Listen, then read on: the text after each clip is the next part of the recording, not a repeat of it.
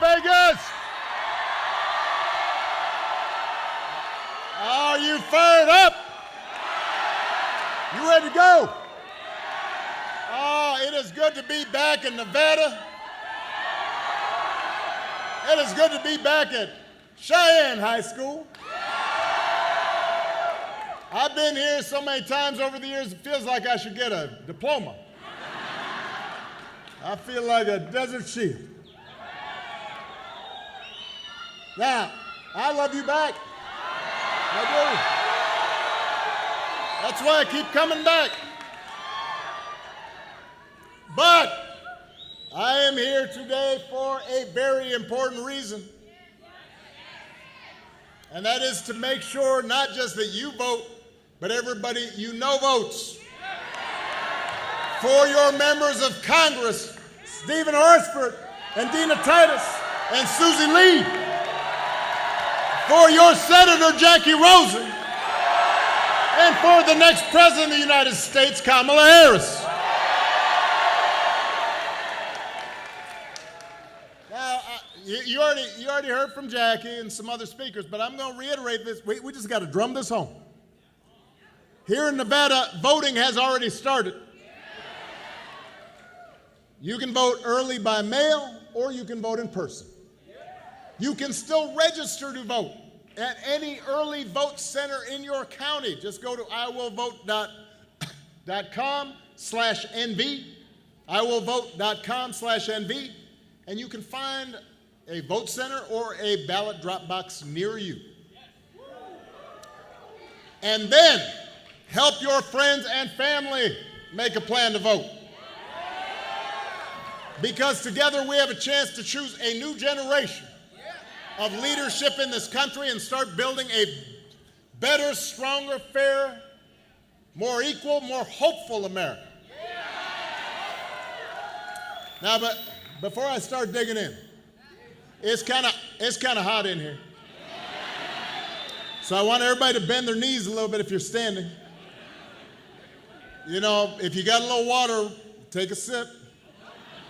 You know, I don't want anybody falling out. You'll be okay, but it's embarrassing. All right, so keep those knees bent a little bit. Every once in a while, move around. Don't stand too stiff. All right, now that we've gotten that taken care of, the preliminaries.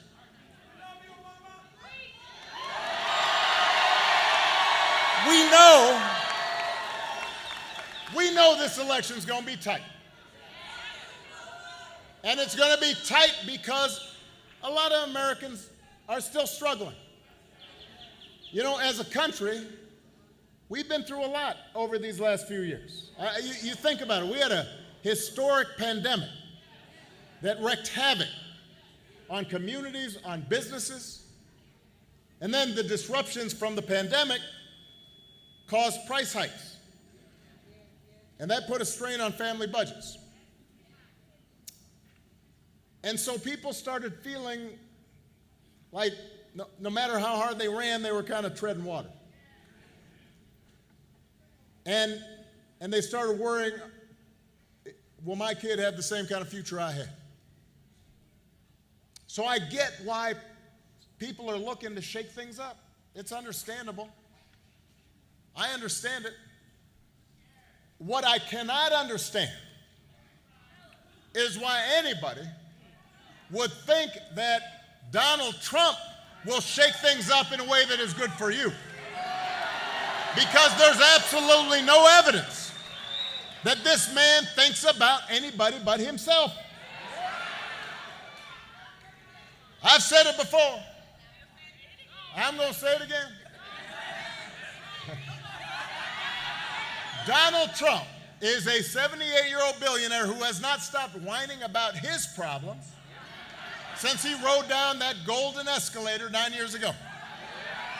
I mean, he's complaining, he's griping, and when he's not complaining, he's trying to sell you stuff.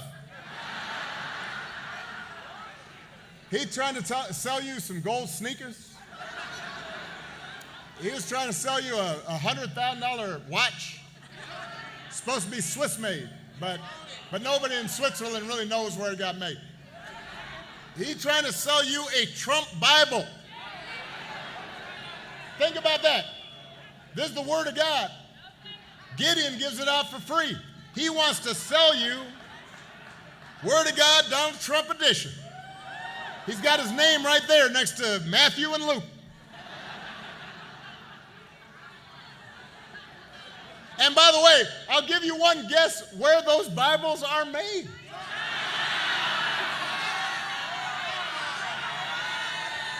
In China. Yeah, this is Mr. Tough Guy on China, except when he can make a few bucks. Then he's all like, ain't nothing wrong with that. You cannot make this stuff up.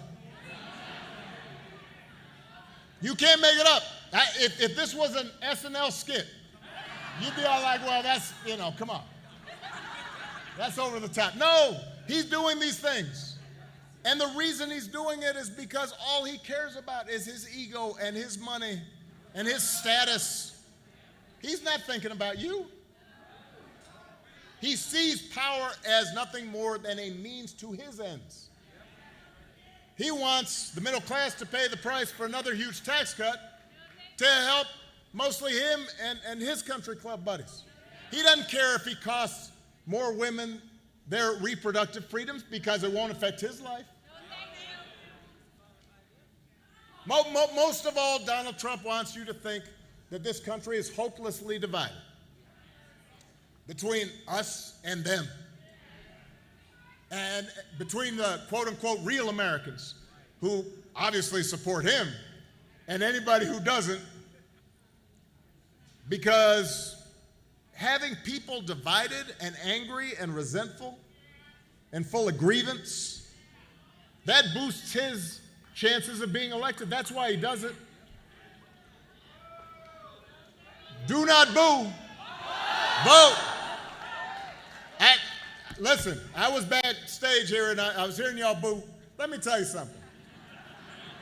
Cannot anybody hear your boos? You know what they hear? Your vote. They hear your vote. They don't hear your boos. Vote. Now, so look, I like that. Go ahead. Now, I've spoken about Donald Trump's intentions, what his concerns are. They are not you. But there's another concern that I have about Donald Trump, which is his competence.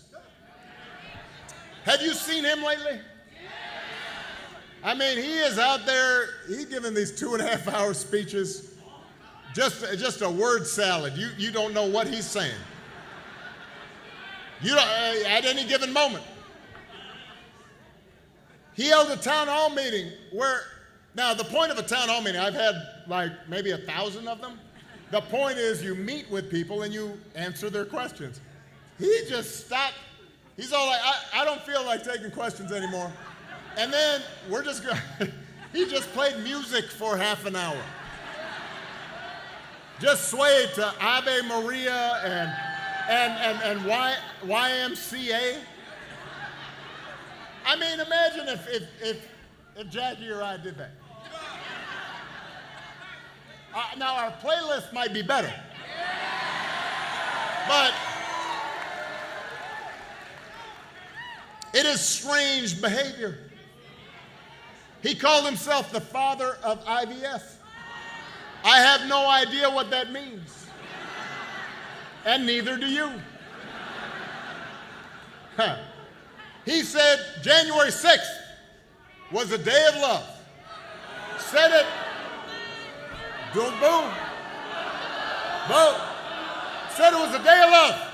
I mean, made it sound like it was Coachella.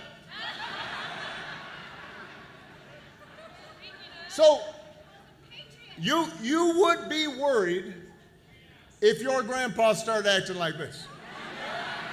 You would. I mean, right? You'd like call up your brother, your cousin or something and be like, hey, have you seen Grandpa lately? What are we going to do? But this is coming from somebody who wants unchecked power, wants the most powerful office on earth with the nuclear codes and all that. Now, the point is we do not need to see what an older, loonier Donald Trump looks like with no guardrails. America's ready to turn the page. We're ready for a better story. Arizona, we are ready for a President Kamala Harris. That's what we want.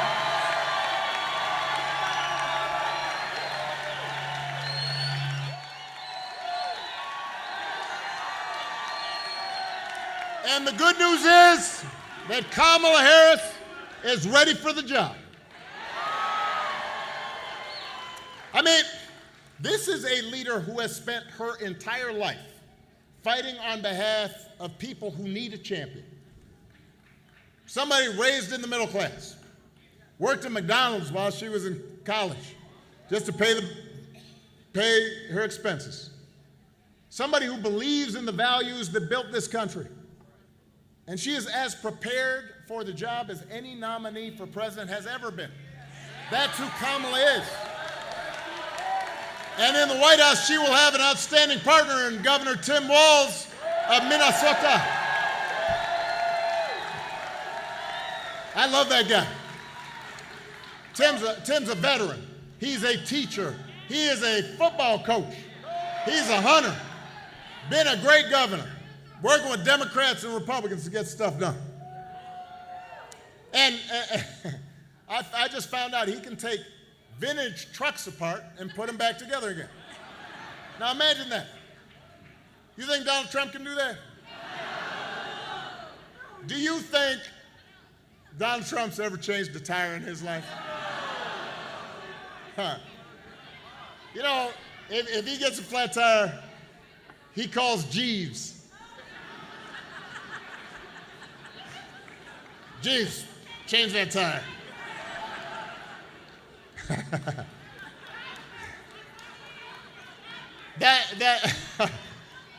The point is, if you elect Kamala and Tim, they won't be focused on their problems. They're going to be focused on your problems. They understand too many folks here in Nevada and across the country is struggling to pay the bills. And listen, wages actually are steadily growing, and inflation is finally slowing.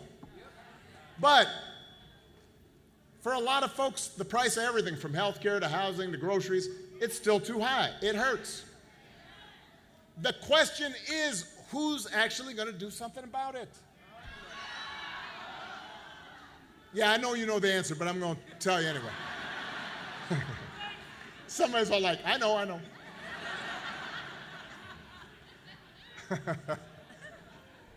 Donald Trump's plan is to give another massive tax cut to billionaires and big corporations.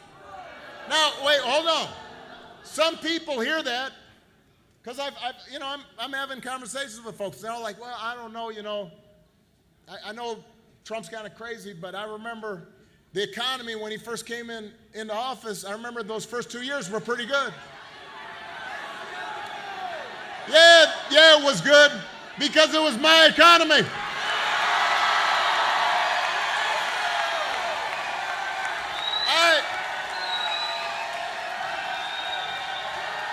Some of y'all remember what it was like in Nevada when I came into office. The worst financial crisis in history.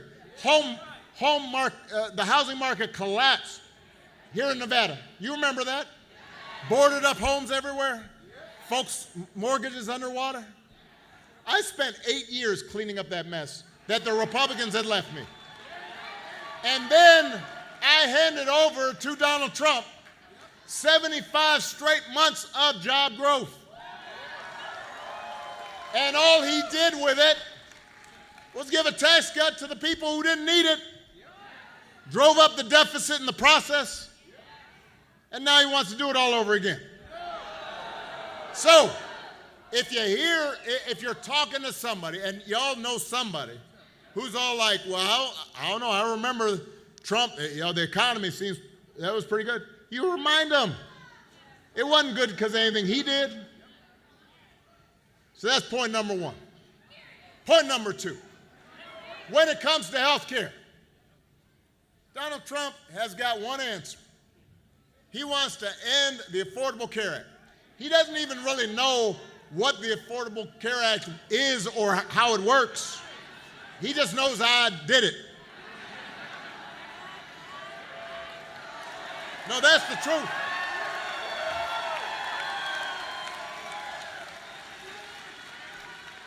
A couple weeks ago, his running mate had the nerve, the chutzpah,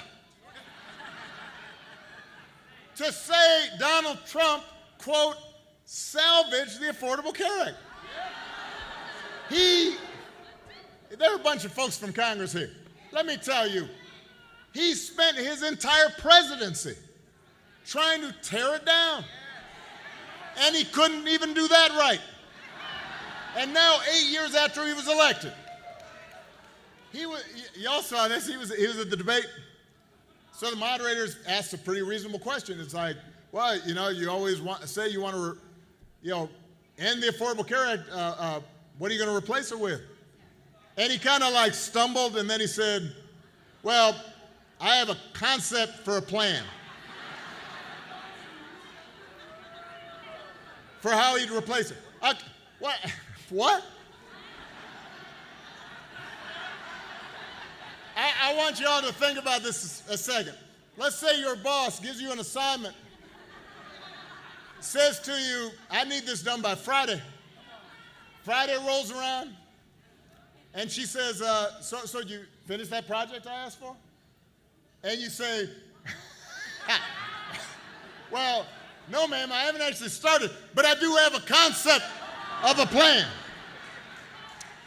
Or, we're here in Cheyenne High School. We got some high school kids here. You should try that on one of your teachers. Papers due date rolls around, everybody's turning it in, you don't have yours. I say, well, I do have a concept for a paper. What? How's that going to go over? If it wouldn't work for you, why should it work for the President of the United States?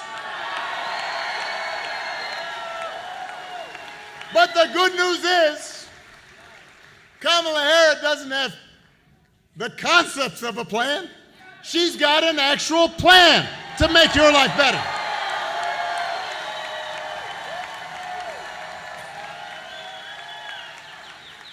She got a plan to bring down the cost of things like groceries.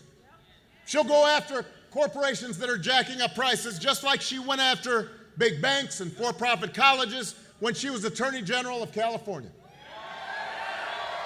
To lower housing costs, Kamala will cut red tape and work with state and local governments as well as the private sector to build 3 million new homes. She has a concrete plan to do that, and then she'll give first-time home buyers up to $25,000 to help with a down payment. That is a concrete plan to help solve the issue of housing affordability. To lower health care costs, Kamala already worked with Joe Biden, Jackie Rosen, members of Congress who are here to take on the drug companies, bring down the cost of insulin, hearing aids, more than 50 prescription drugs. And as president, she'll never stop working to limit out-of-pocket costs and protect your care. And instead of giving more tax cuts to folks who don't need them, to billionaires, Kamala will give a tax cut to 100 million middle class and working people here in America. That's who Kamala is. That's what she stands for, not concepts of a plan, actual plans. Now, I got some more points.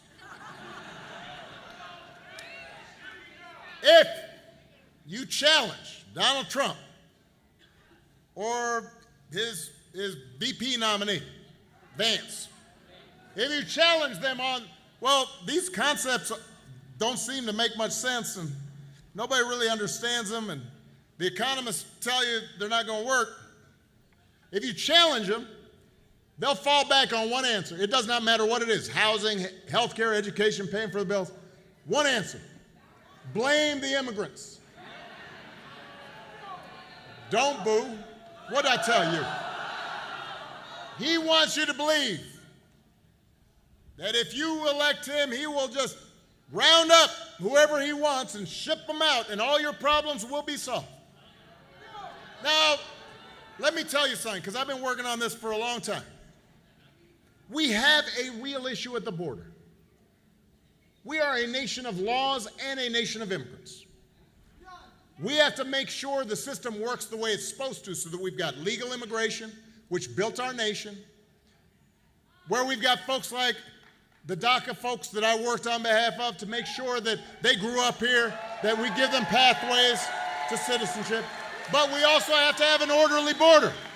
We have to have it fair. There's nothing, that's the truth. We have to fix some aspects of it that are broken. Sí se puede. But when I hear Donald Trump talk, I keep on, he's very quick to say to Kamala, well, you were vice president 4 years. Dude, you were president for 4 years.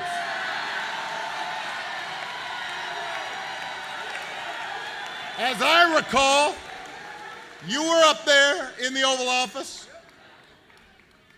So if rounding up and deporting millions of desperate people, many of them who are women and children, if that's the answer to everything, well, why is it that the number of undocumented immigrants were basically the same when he left office as when he took office?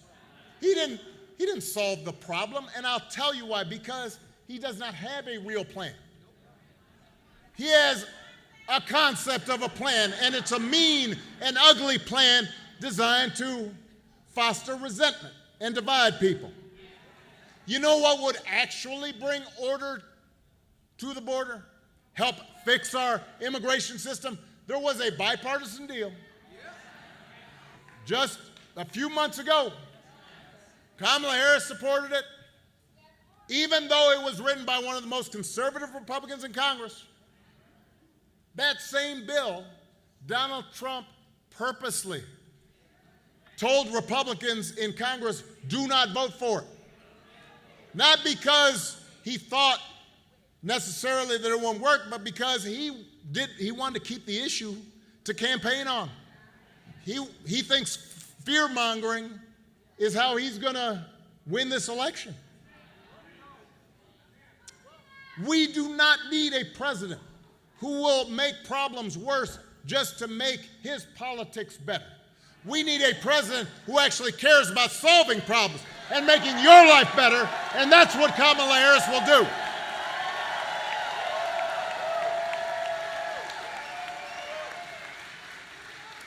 And in order for her to do it, she is going to need a Senate full of public servants like Jackie Rosen. This is something that sometimes folks forget about. We need Kamala Harris in the White House. But I can tell you this from experience: you need a team. Presidents are not kings, although Donald Trump would like to think they are. You need a Congress that supports what you want to get done. Jackie has a long record of looking out for middle-class families, of taking on special interests to bring down costs. She's one of the most bipartisan members of the Senate. She doesn't care which party you're from. If you've got a good idea to make life better for the people of Nevada, she'll work with you. She's for it. That's the kind of person we need in Washington. That's who you need alongside our other outstanding senator from Nevada, Catherine Cortez Masto. The kind of person who's going to roll up their sleeves and help Kamala get things done. Folks who share our values, who want to move the country forward and not back. And one of those values is freedom. So let me talk about that just for a second. Because I don't think we've ever heard an election with candidates who understand freedom so differently. For Donald Trump and his cronies, freedom means just getting away with stuff. It's like he said in the middle of the pandemic. I don't know if people remember this. I remembered it because I was paying attention. People were dying, our hospitals were overrun. He's the President of the United States, and at one point he said, I don't take any responsibility at all. I am not sure any American president has ever uttered those words. But that's his idea of freedom. I do what I want, and I'm not responsible for anything. Well, we've got a broader idea of freedom. We believe in the freedom to provide our families, for our families if we're willing to work. The freedom to breathe clean air and drink clean water and send our kids to school without worrying if they'll come home. We believe the true freedom gives each of us the right to make decisions about our own life. And it requires us to recognize other people have the freedom to make different choices than the choices we might make. You know, even on the most divisive issues, I've always said there are good people of conscience on both sides of the abortion divide. I respect anybody whose faith tells them that this is not something they believe in. I understand that. But if we believe in freedom, then we should at least agree that such a deeply personal decision should be made by the woman whose body is involved and not by politicians.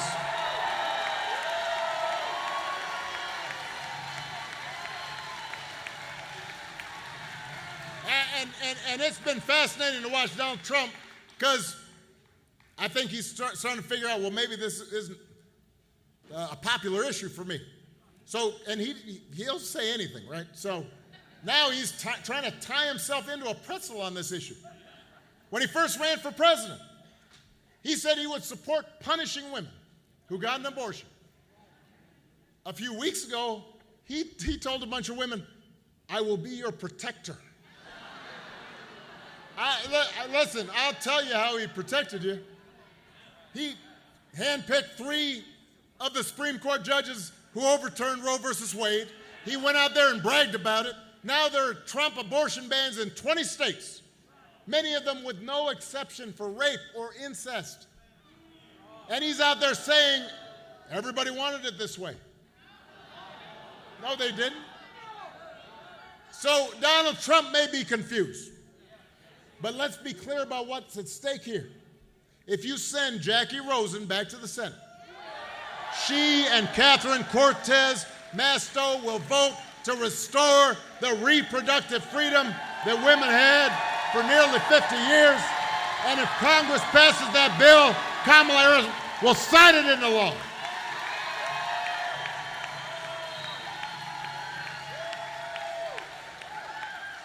And here in Nevada, you don't have to wait because abortion, reproductive freedom is actually on the ballot. You have a chance to vote yes on question 6 for reproductive freedom and keep women, not politicians, in control of their personal medical decisions.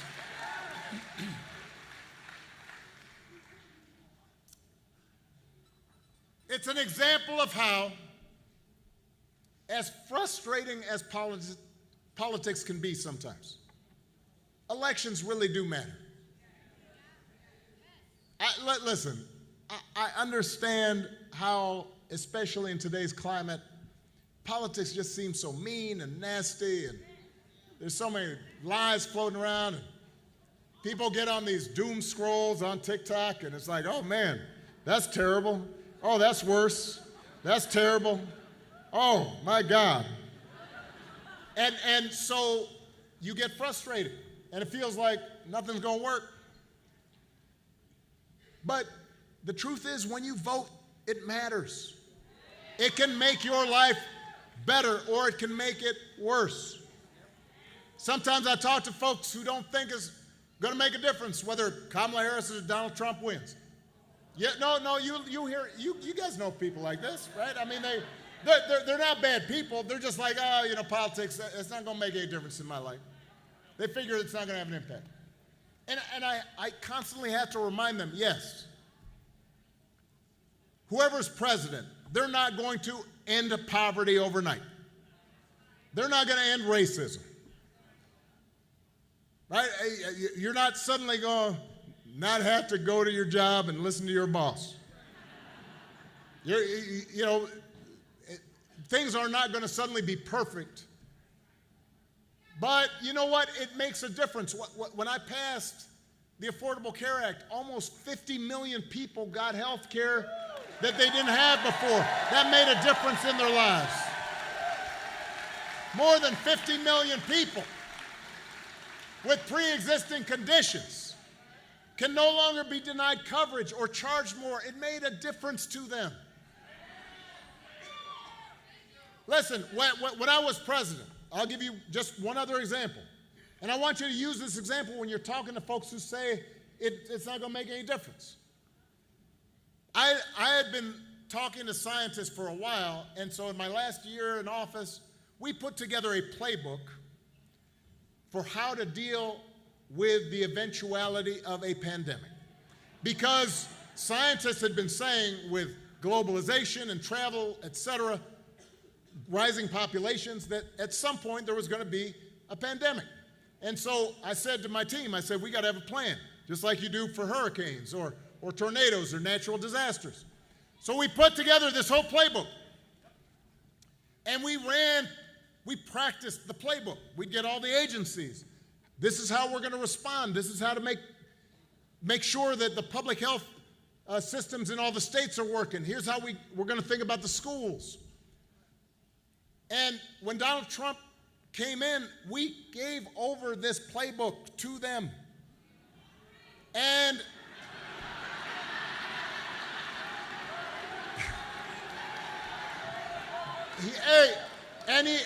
but the point is, he ignored it. And 3 years later, a pandemic hits. Now, I want to really be fair on this, but I want everybody to pay attention. No matter who was president at the time, this was going to be a problem. This was a generational pandemic. People were going to get sick. People were going to die. We didn't have a vaccine right away. Businesses were going to have to shut down for a while. Travel was going to be restricted. But if you look at a country like Canada, their per capita death rate was 40% lower than it was here in the United States.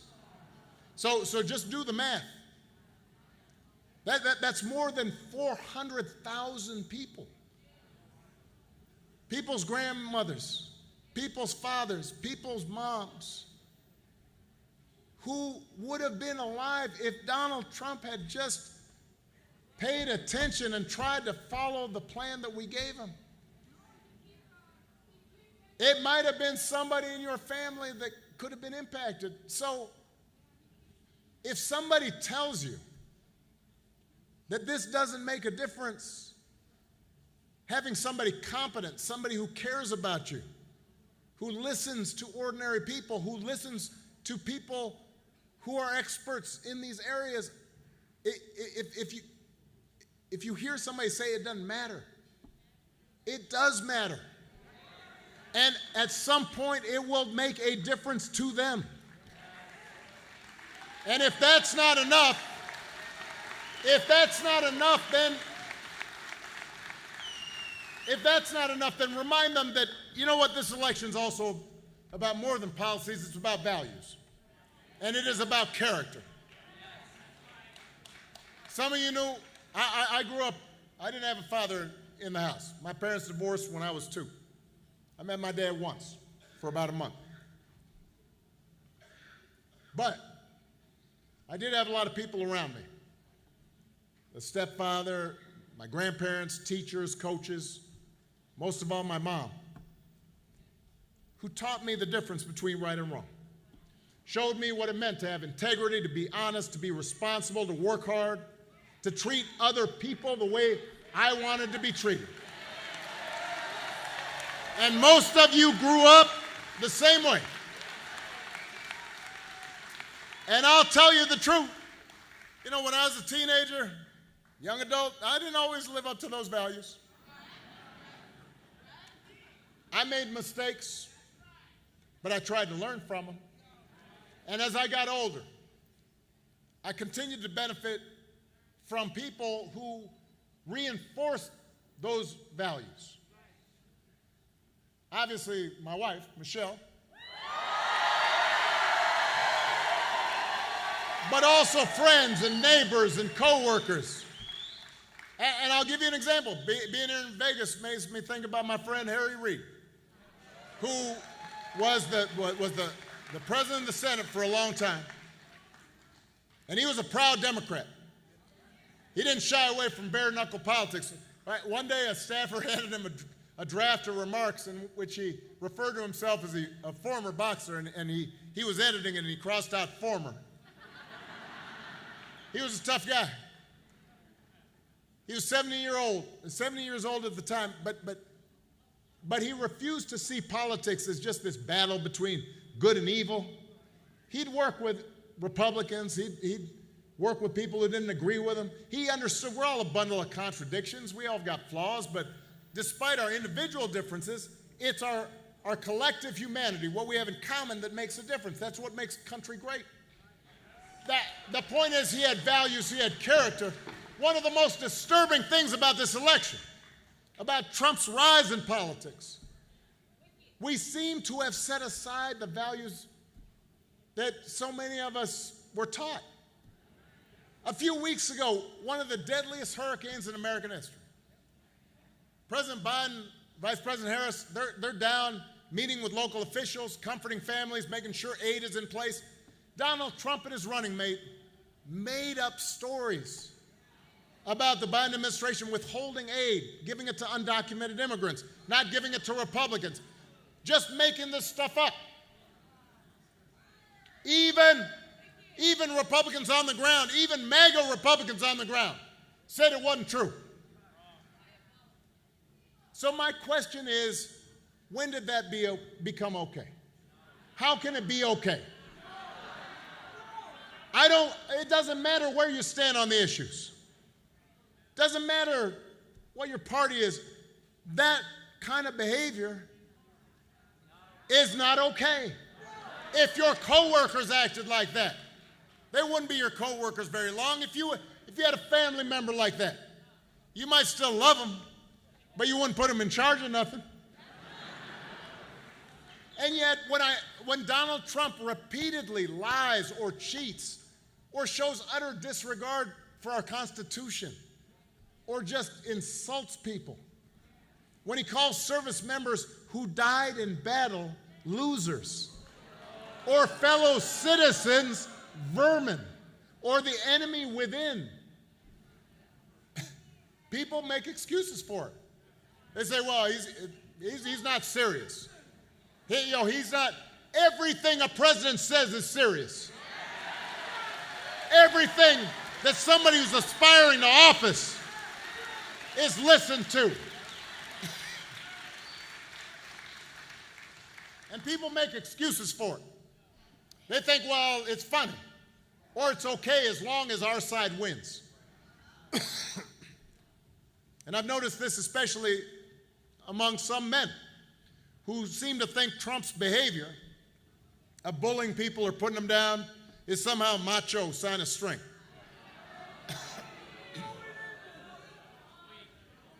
I'm telling you, that's not what real strength is. Never has been. Real strength's working hard. Real strength's carrying a heavy load without complaining. Real strength is about taking responsibility for your actions. Real strength is telling the truth even when it's inconvenient.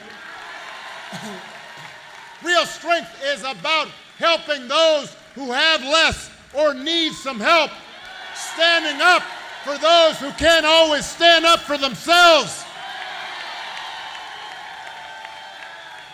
That's what we should want in our sons and our daughters. That's what I want to see in the President of the United States. And the good news is, you have candidates to vote for in this election that have demonstrated that kind of character, who know what real strength looks like, who will set a good example and do the right thing and leave this country better for it. Nevada, that's the choice in this election. It's not just policies on the ballot. It's about who we are and what we stand for. So whether this election is making you feel excited or scared or hopeful or frustrated or anything in between, do not sit back and hope for the best. Get off your couch and vote. Put down your phone and vote. Vote for Kamala Harris as the next President of the United States. And Tim Walz is the next Vice President of the United States. Vote for Jackie Rosen and this whole incredible Nevada Democratic ticket. Help your friends and family and neighbors and co-workers do the same. Because if enough of us make our voices heard, we will leave no doubt about the outcome of this election. We will leave no doubt about who we are and what America stands for. And together we will keep building a country that is more fair and more just and more equal and more free. That is our job, Nevada. Let's go get it. That's what we're going to do. I love you. God bless you. Let's go vote. Hey.